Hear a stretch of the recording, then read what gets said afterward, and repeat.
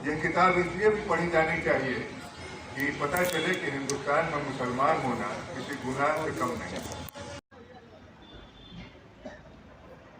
और जिन लोगों पर भी एक अगर आप जेलों का रिकॉर्ड देखें तो उसमें आप यह पाएंगे कि मुसलमानों की आबादी का जो प्रतिशत है 14.5% है हमारी आबादी में, उससे कहीं ज़्यादा जेलों में मुसलमानों की आबादी है।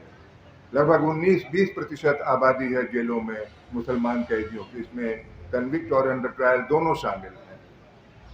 तो ये जो चीज़ें जो बताती हैं वो ये है कि एक मुसलमान होने के नाते ही आमिर खान को पकड़ा गया, सीधी सी बात है।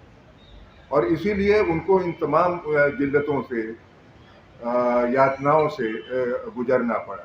तो इसलिए भी ये किताब पढ़ी जानी चाहिए ताकि हम एक ऐसा हिंदुस्तान बनाएं जिसका एक सपना हम लोगों ने बराबर देखा है कि जिसमें सभी समुदायों के लोग बराबरी और सम्मान के साथ रह सकें। यह किताब उस दिशा में हमें एक जागरूक भी करती है। मैं एक बात कहना चाहूँगा साथियों कि जो राज्य व्यवस्था है, स्टेट मशीनरी है, वह इतनी क्रूर और अमानवीय है कि उसे मानवीय बनाना, ह्यूमनाइज करना ऑलमोस्ट इम्पॉसिबल है। ये किताब भी इस बात को बताती है। और अभी कल जो साईं बाबा की जो बात थी और साईं बाबा जिस तरीके से जिन हालात से गुजरे, वो भी इस बात को ये चीज़ें बताती हैं। तो सवाल ये है कि जो पूरी न्याय व्यवस्था है, जो पूरी पुलिस है, जो पूरा जो सिस्टम है, वह सिस्टम कदम कदम पर एक मानवद्रोही है, एंटी ह्यूमन है।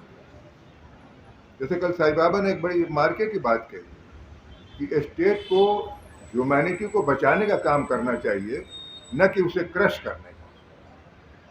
लेकिन सवाल यह है कि जो पूरा जो एक क्लास कैरेक्टर है हमारे समाज का, उसमें ह्यूमैनिटी को बचाने का जिम्मा हमको चंद अच्छे इरादे वाले लोगों पर हम नहीं छोड़ सकते। हमें उसके लिए एक ऐसा मूवमेंट बिल्डअप करना पड़ेगा, जो आमिर की किताब में भी ये चीज़ आती है, साईं बाबा का पूरा स्ट्रगल है, भीमा कोरेगांव का, और दिल्ली में जो लोग गुलफिशा फातिमा, शर्जिल इमाम और उमर खालिद और बहुत सारे लोग जो बंद पड़े हुए हैं, उन सब लोगों का, या और भी जगहों पर, बस्तर में, गढ़चिरौली में, झारखंड में, बिहार में, यूपी में, सभी जगहों पर आप ये पाएंगे कि ये जो पूरा का पूरा जो सिस्टम है वह न्याय के लिए आवाज़ उठाने वालों के साथ, जो गरीबों के पक्ष में खड़े हैं उनके साथ बहुत बेदर्दी से, बहुत क्रूरता से पेश आता है।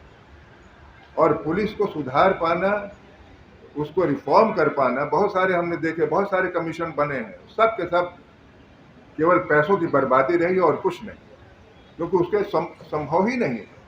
और वो इसलिए संभव नहीं है क्योंकि अकाउंटेबिलिटी नहीं है उसमें किसी की। 14 साल यह बंदा जेल में रहा और अदालत ने एक दिन कहा कि अब तुम आज़ाद हो जाओ, तुम्हारे ऊपर कोई आरोप नहीं सिद्ध होता। सवाल यह है कि 14 साल जिन लोगों ने किया, उनकी क्या जवाबदेही है? उनको कौन कटघरे में खड़ा करेगा कि उन्होंने कैसे ये किया? जब तक यह चीज़ नहीं होगी, साईं बाबा और 5 अन्य साथियों को 10 साल के बाद अदालत ने कह दिया कि तुम दोष मुक्त हो, जाओ तुम बाहर। लेकिन सवाल यह है कि जिन लोगों ने, और ये भी कहा कि झूठे मामलों में फंसाया गया पूरी तरीके से, तो सवाल यह है कि जब तक आप उस पूरे सिस्टम को, पुलिस को आप जवाबदेह नहीं बनाएंगे, उनको कटघरे में नहीं खड़ा करेंगे, उनके लिए सजा आप नहीं तय करेंगे, तब तक इसको दुरुस्त कर पाना मुश्किल है। अभी कल देखिए, कल नमाजियों के साथ क्या सलूक हुआ। आप इमेजिन कर सकते हैं इस तरीके से कि हम किस हिंदुस्तान में रह रहे हैं और किस ज़माने में रह रहे हैं, इस तरीके से।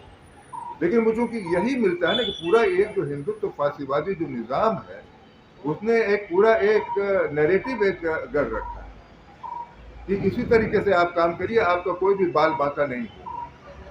तो जब तक ये चीज़ें नहीं होंगी, उनको गिरफ्तार करने का, उनको सजा देने का, उनको जेल के पीछे डालने का, और जब तक यह प्रक्रिया नहीं शुरू होगी तब तक बहुत मुश्किल है इसको कर पाना।